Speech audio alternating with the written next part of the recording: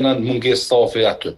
Do të kujdesim që në planin e personelit për vitet e ardhshme, të gjitha kërkesat që i ka qenë për punë sociale, do t'i marrim parasysh dhe do t'i inkorporojmë në planin e personelit që do ta kemi për vitet e ardhshme.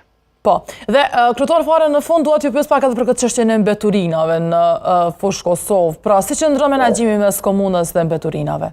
Dhe kompanisë pastrimi, po. E kemi një telash të madhe, edhe ka elemente të sabotimit prej anës së krye pastrimit për komunën e fushë Kosovës, do të bërllogu nuk mlidhet me jaftë të tëra. Mirë, po nuk jemi duke ndajt, sepse na tash do t'i marrim veprimet e nevojshme, saqë kemi planifikuar ndoshta edhe të ndahemi komplet dhe të pavarësohemi nga krye pastrimi, po kjo do të jetë në hapa në vazhdim.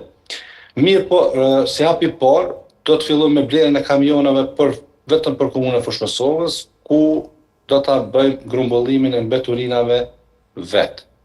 Nuk mujna me prit një ndërmarrje publike e cila e ka obligim ligjor që të kujdeset për komunat me cilat i menaxhon.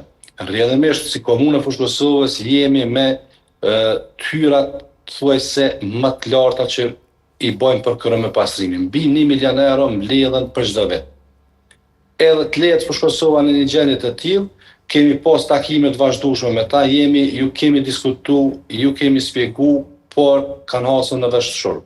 Andaj nuk kemi me prit, do të fillojnë procedurat për blerjen e kamionëve, me të cilën do të sigurohet që në komunën e fushë Kosovës mos kemi mbeturina.